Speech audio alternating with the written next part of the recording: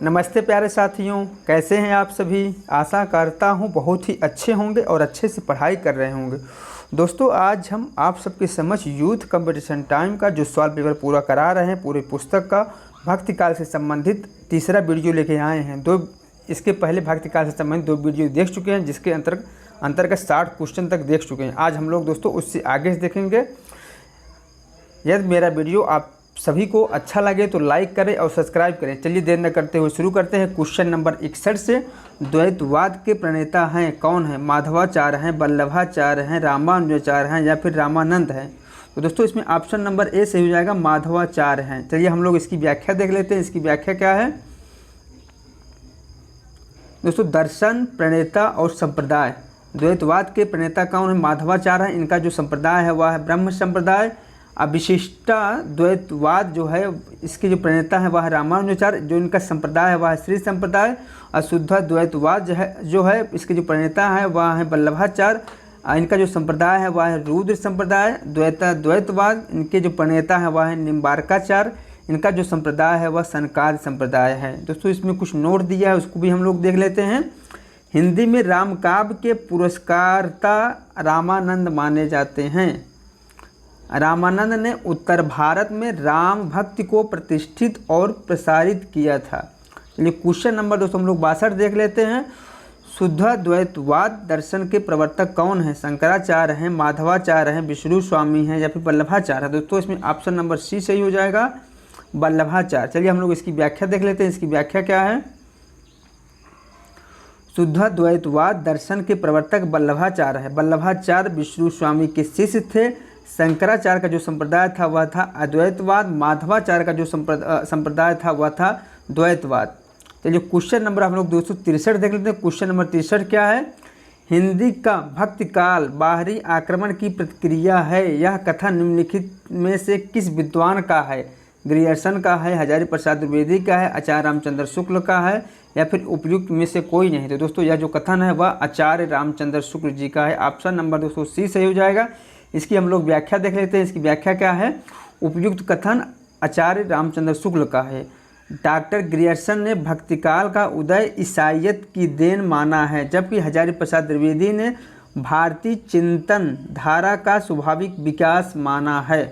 ठीक दोस्तों, चलिए क्वेश्चन नंबर दोस्तों हम लोग 64 देख लेते हैं। क्वेश्चन नंबर 64 क्या है? रामानुज के श्री संप्रदाय में किसकी उपासना होती है? शंकर की, ब्रह्मा की, लक्ष्मी की, विष्णु की?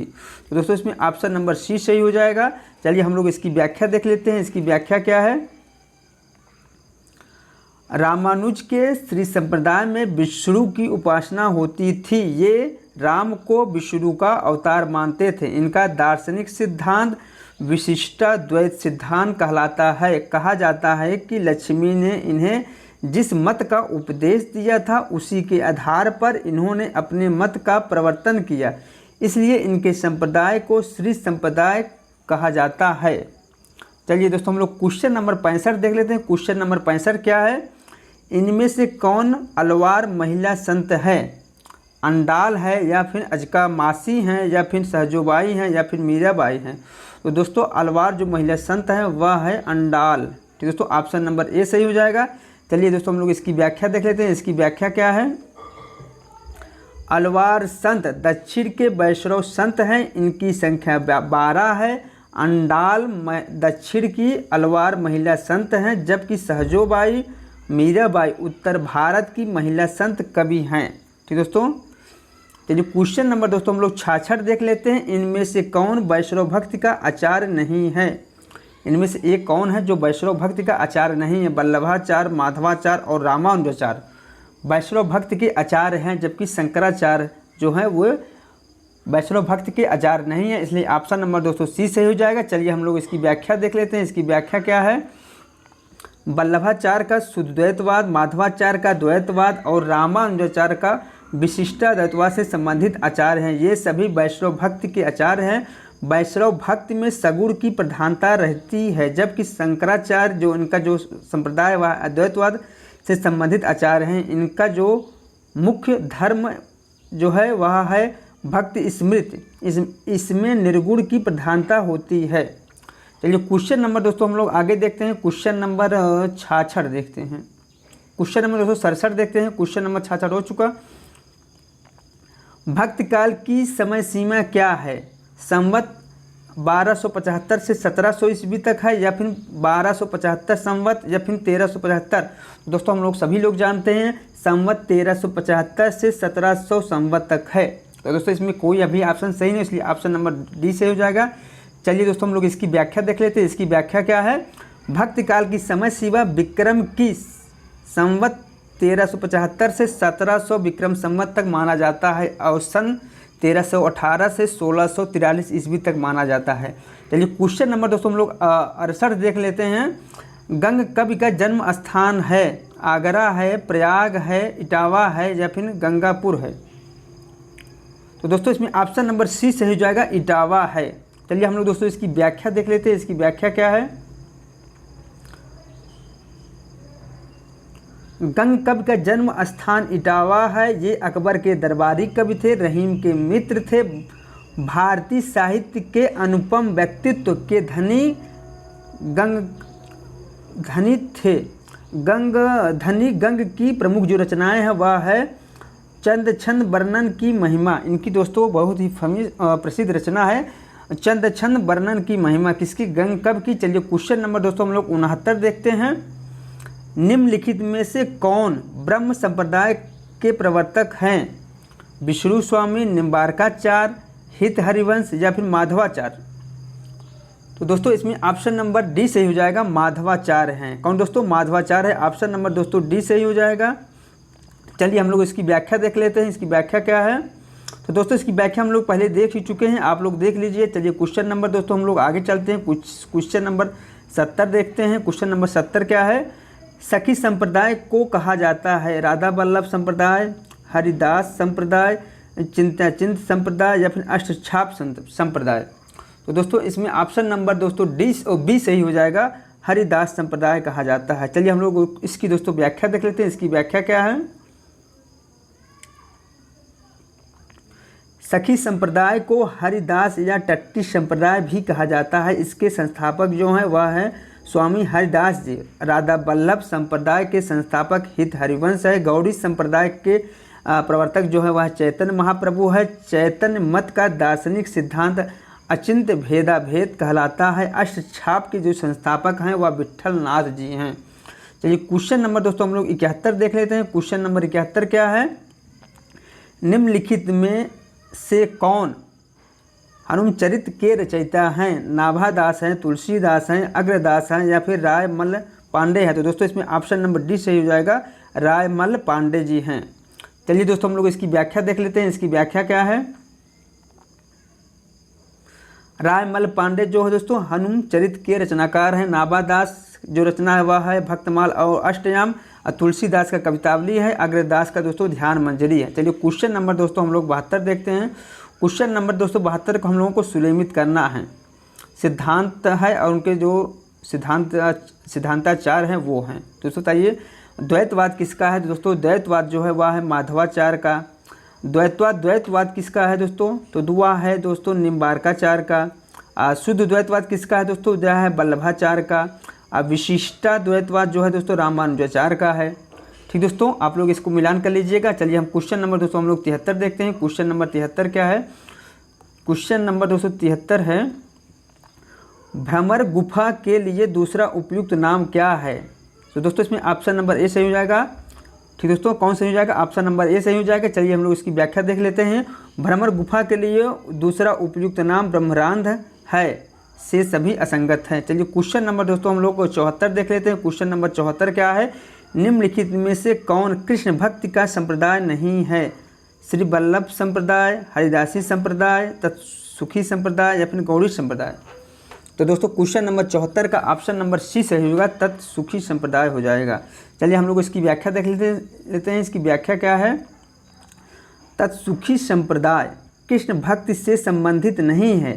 श्री वल्लभ संप्रदाय वल्लभाचार्य द्वारा प्रवर्तित, हरिदासी संप्रदाय स्वामी हरिदास द्वारा, तथा गौड़ी संप्रदाय चैतन्य महाप्रभु द्वारा प्रवर्तित संप्रदाय है। चलिए क्वेश्चन नंबर दोस्तों हम लोग 75 देखते हैं। क्वेश्चन नंबर 75 क्या है? निम्नलिखित में से कौन राधा वल्लभ संप्रदाय का प्रवर्तक है? वल्लभाचार्य हैं, हित हरिवंश हैं, गोविंद स्वामी हैं या फिर छीत स्वामी हैं। तो दोस्तों क्वेश्चन नंबर 75 का ऑप्शन नंबर 20 सही हो जाएगा। हित हरिवंश जो है राधा वल्लभ संप्रदाय के प्रवर्तक हैं। चलिए दोस्तों हम लोग इसकी व्याख्या देख लेते हैं। इसकी व्याख्या क्या है। राधा वल्लभ संप्रदाय के जो प्रवर्तक हैं हित हरिवंश हैं, इन्होंने राधा जी को गुरु के रूप में स्वीकार किया। वल्लभ संप्रदाय वल्लभाचार्य का है। इन्हें पुष्टि मार्ग का प्रवर्तक और शुद्ध द्वैतवाद सिद्धांत के प्रतिपादक कहा जाता है। निम्बार्क संप्रदाय दोस्तों निम्बार्काचार्य हैं इसके प्रवर्तक। हरिदासी या सखी या टट्टी संप्रदाय के जो प्रवर्तक हैं वह है स्वामी हरिदास जी। चलिए दोस्तों आगे देखते हैं। गौड़ी संप्रदाय के जो प्रवर्तक है वह है चैतन्य महाप्रभु। चलिए क्वेश्चन नंबर दोस्तों हम लोग 76 देखते हैं। निम्नलिखित संप्रदायों को उनके अनुयायियों के साथ सुनियमित कीजिए। तो दोस्तों चलिए हम लोग सुनियमित करते हैं। वल्लभ संप्रदाय दोस्तों किसका है। तो दोस्तों वल्लभ संप्रदाय के जो अनुयायी हैं वह है गोविंद स्वामी। तो दोस्तों इसमें ऑप्शन नंबर 5। निम्बार्क संप्रदाय के जो अनुयायी हैं वह है हरि व्यास देव। कौन दोस्तों हरि व्यास देव हैं। और राधा वल्लभ संप्रदाय के जो अनुयायी हैं वह हैं दामोदर दास। ऑप्शन 2 भी 2 हो जाएगा। और चैतन्य संप्रदाय के जो दोस्तों अनुयायी हैं वह है गदाधर भट्ट। कौन दोस्तों गदाधर भट्ट हैं। ठीक दोस्तों चलिए दोस्तों इसको आप मिलान कर लीजिएगा। चलिए हम लोग दोस्तों इसकी व्याख्या देख लेते हैं। इसकी व्याख्या क्या है। दोस्तों संप्रदाय है अनुयायी हैं, संप्रदाय पुरस्कार करता है। दोस्तों वल्लभ संप्रदाय के जो अनुयायी हैं वह गोविंद स्वामी हैं। इस संप्रदाय के पुरस्कार करता है वह है वल्लभाचार्य। निम्बार्क संप्रदाय हरि व्यास देव जी हैं। राधा वल्लभ संप्रदाय के जो अनुयायी हैं वह है दामोदर दास। इनके जो संप्रदाय वह हित हरिवंश हैं। चैतन्य संप्रदाय गदाधर भट्ट हैं, चैतन्य महाप्रभु हैं। हरिदासी सखी या टट्टी संप्रदाय दोस्तों जगन्नाथ गोस्वामी जी हैं, जबकि इनके जो संप्रदाय प्रवर्तक हैं वह स्वामी हरिदास जी। चलिए क्वेश्चन नंबर दोस्तों हम लोग 77 देख लेते हैं। क्वेश्चन नंबर 77 का है माधवाचार्य किस संप्रदाय के संस्थापक रहे हैं। दोस्तों हम लोग बहुत अच्छी तरह से जानते हैं माधवाचार्य जो है द्वैतवाद के संप्रदायक रहे हैं। इसकी व्याख्या हम लोग देख लेते हैं। दोस्तों इसकी व्याख्या हम लोग देख चुके हैं। चलिए क्वेश्चन नंबर दोस्तों हम लोग 78 देखते हैं। 78 क्या है। बरवे नायिका भेद के रचनाकार कौन है। रहीम है, रसलीन है, बिहारी हैं या फिर दोस्तों मतीराम हैं। तो दोस्तों इसमें ऑप्शन नंबर ए सही हो जाएगा, रहीम दास जी। ठीक दोस्तों चलिए क्वेश्चन नंबर दोस्तों हम लोग आगे देखते हैं। क्वेश्चन नंबर दोस्तों व्याख्या इसकी देख लीजिए आप लोग। बरवे नायिका भेद जो है वह है रहीम दास का। अंग दर्पण जो है दोस्तों वह है रसलीन का। बिहारी सतसई जो है बिहारी का है। रस रास जो है दोस्तों वह है मतीराम का। चलिए क्वेश्चन नंबर दोस्तों हम लोग 79 देखते हैं। क्वेश्चन नंबर 79 क्या है। हिंदी साहित्य का भक्तिकाल। दोस्तों हिंदी साहित्य का भक्तिकाल का जो समय है वह कब से कब माना जाता है। दोस्तों हिंदी काल जो समय है वह 1375 संवत से माना जाता है। दोस्तों इसमें ईस्वी दिया है, ये दोस्तों गलत है। 1375 संवत से विक्रम संवत 1700 विक्रम संवत तक माना जाता है। ठीक दोस्तों इसमें दोस्तों ऑप्शन नंबर 20 सही हो जाएगा। इसमें ईस्वी जो है दोस्तों वहाँ संवत रहेगा। चलिए हम लोग दोस्तों इसकी व्याख्या देख लेते हैं। इसकी व्याख्या क्या है। हिंदी साहित्य का भक्तिकाल संवत 1300 से 1700 संवत तक माना जाता है। आचार्य रामचंद्र शुक्ल ने हिंदी साहित्य का इतिहास 4 कांडों में विभाजित किया है। दोस्तों यह दोस्तों नामकरण हम लोग आदिकाल में देख चुके हैं। ठीक दोस्तों चलिए क्वेश्चन दोस्तों हम लोग आगे देखते हैं। क्वेश्चन नंबर 80 देखते हैं। क्वेश्चन नंबर 80 क्या है। रामचरितमानस, पद्मावत, सूरदास, कबीर, दोहावली जैसे ग्रंथ किस काल की देन है। दोस्तों हम लोग इसको बहुत अच्छी तरह से जानते हैं। किस काल की देन है दोस्तों, वह है भक्ति काल की देन। चलिए हम लोग इसकी दोस्तों व्याख्या देख लेते हैं। इसकी व्याख्या क्या है।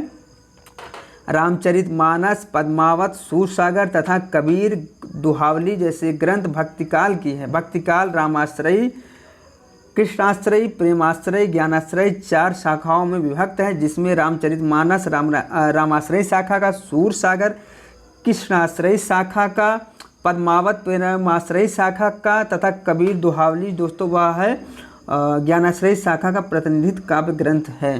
चलिए क्वेश्चन नंबर दोस्तों हम लोग 81 देख लेते हैं। क्वेश्चन नंबर 81 क्या है। विभिन्न मतों के आधार पर हिंदी में भक्ति काव्य की कितनी शाखाएं मानी जाती हैं। बताइए दोस्तों भक्ति काव्य की कितनी शाखाएं मानी जाती हैं। दोस्तों 4, 5, 3, 2। तो दोस्तों हम बहुत अच्छी तरह से जानते हैं 4 शाखाएं मानी जाती हैं। चलिए दोस्तों हम इसकी व्याख्या देख लेते हैं। इसकी व्याख्या क्या है। विभिन्न मतों के आधार पर हिंदी में भक्ति काव्य को दो धाराओं में विभाजित किया गया है, निर्गुण धारा और सगुण धारा। इनमें से प्रत्येक के दो दो शाखाएं हैं। निर्गुण धारा की ज्ञानाश्रयी शाखा, प्रेमाश्रयी शाखा, सगुण धारा की रामाश्रयी शाखा और कृष्णाश्रयी शाखा।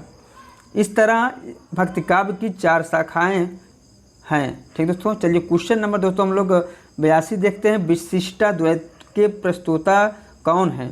रामानुजाचार्य हैं, रामानंद हैं, माधवाचार्य हैं या फिर शंकराचार्य हैं। दोस्तों इसमें ऑप्शन नंबर ए सही हो जाएगा, रामानुजाचार्य हैं। चलिए दोस्तों हम लोग इसकी व्याख्या देख लेते हैं। इसकी व्याख्या क्या है? तो दोस्तों इसको हम लोग पहले देख ही चुके हैं। चलिए क्वेश्चन नंबर दोस्तों हम लोग आगे चलते हैं। क्वेश्चन नंबर 83 देखते हैं दोस्तों। इसमें दोस्तों हमें सही कूट का मिलान करना है। क्या करना है दोस्तों? सही कूट का मिलान करना है। तो दोस्तों शुद्ध द्वैतवाद जो है वो किसका है? वह है वल्लभाचार्य का। अद्वैतवाद जो है दोस्तों शंकराचार्य का है। विशिष्ट द्वैतवाद दोस्तों वह है रामानुजाचार्य का। अद्वैतवाद जो है दोस्तों वह है माधवाचार्य का। दोस्तों ये ऑलरेडी से मिलान है दोस्तों, ठीक है। चलिए आगे क्वेश्चन दोस्तों हम लोग देते हैं। क्वेश्चन नंबर 84 देखते हैं। क्वेश्चन नंबर 84 क्या है?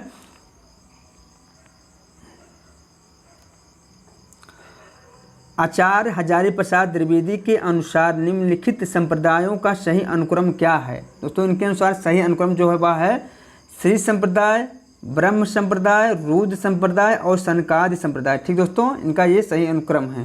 दोस्तों आप लोग इसको देख लीजिए। चलिए क्वेश्चन नंबर दोस्तों हम लोग का 85 देखते हैं। क्वेश्चन नंबर 85 क्या है? भक्ति काव्य को भारतीय चिंताधारा की स्वाभाविक विकास किसने माना है? तो दोस्तों इसको भी क्वेश्चन हम अभी ऊपर देख चुके हैं। इसमें ऑप्शन नंबर दोस्तों सी सही हो जाएगा। चलिए इसकी हम लोग दोस्तों व्याख्या देख लेते हैं। इसकी व्याख्या क्या है? भक्ति काव्य को भारतीय चिंताधारा का स्वाभाविक विकास डॉक्टर हजारी प्रसाद द्विवेदी जी ने माना है। रामचंद्र शुक्ल ने इस्लामी आक्रमण की प्रतिक्रिया माना है। ग्रियर्सन ने ईसाइयत की देन माना है। ठीक दोस्तों, क्या माना है? ईसाइयत की देन माना है। चलिए क्वेश्चन नंबर दोस्तों हम लोग 86 देख लेते हैं। क्वेश्चन नंबर 86 क्या है?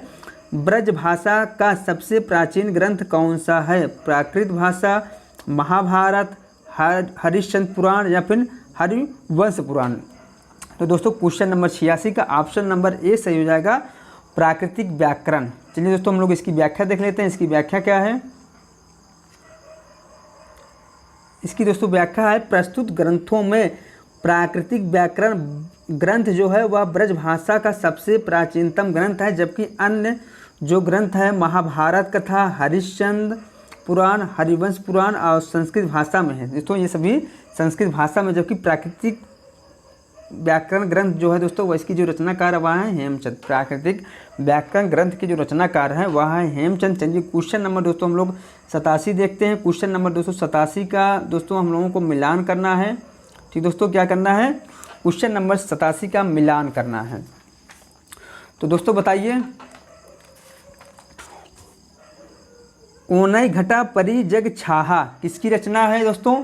तो दोस्तों यह रचना है दोस्तों वह है जायसी का। किसकी दोस्तों? ये पंक्ति दोस्तों रचना नहीं दोस्तों, ये पंक्ति है वह किसकी? जायसी का है।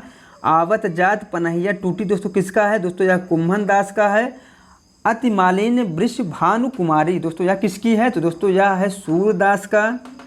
जबकि कीरत भनीत भूति भल सोई यह दोस्तों किसका है? यह दोस्तों है तुलसीदास का। ठीक दोस्तों, पहला का 4 हो जाएगा, दूसरा का दूसरा हो जाएगा, तीसरे का पहला हो जाएगा और आप डी का दोस्तों हो जाएगा 3 तुलसीदास हो जाएगा। ठीक दोस्तों, चलिए क्वेश्चन नंबर दोस्तों हम लोग अब 88 देख लेते हैं। क्वेश्चन नंबर 88 क्या है दोस्तों? व्याख्या आप लोग देख लीजिए। क्वेश्चन नंबर हम लोग 88 देखते हैं। सूची 1 को सूची 2 से मिलान करना है। ठीक दोस्तों, दार्शनिक सिद्धांत है दोस्तों, उसके बाद उसके जो अन्य जिससे संबंधित जो कवि हैं वो हैं। तो दोस्तों अद्वैतवाद से संबंधित कौन है? तो दोस्तों अद्वैतवाद से संबंधित हैं रैदास हैं। विशिष्टाद्वैतवाद से संबंधित कौन है? तो तुलसीदास हैं। कौन दोस्तों? तुलसीदास है। शुद्धाद्वैतवाद से संबंधित कौन है? तो कुम्भन दास हैं। और सखी संप्रदाय से कौन संबंधित है? तो दोस्तों वह है हरिदास। कौन दोस्तों? हरिदास हैं। चलिए दोस्तों हम लोग इसकी व्याख्या देख लेते हैं। इसकी व्याख्या क्या है? अद्वैतवाद के जो कवि हैं वह है रैदास, विशिष्टाद्वैतवाद तुलसीदास, शुद्ध द्वैतवाद कुम्भन दास और सखी संप्रदाय हरिदास हैं। ठीक दोस्तों, इसके प्रवर्तक दोस्तों ये हैं। चलिए क्वेश्चन नंबर दोस्तों हम लोग 89 देखते हैं। क्वेश्चन नंबर 89 क्या है? निर्गुण भक्त कवि इनमें से एक नहीं है, वह कौन है? रैदास है, कबीरदास है, रामानुजाचार्य है या फिर दादू दयाल है। दोस्तों कबीरदास, दादू दयाल और रैदास। ठीक दोस्तों, ये तीनों कवि भक्तिकाल के हैं, जबकि रामानुजाचार्य जो कवि हैं वह हैं इस भक्त निर्गुण भक्त के कवि नहीं है, बल्कि ये सगुण भक्त के कवि आचार्य हैं। ठीक दोस्तों, कौन है? सगुण भक्त के आचार्य। तो हम लोग को इसकी व्याख्या देख लेते हैं।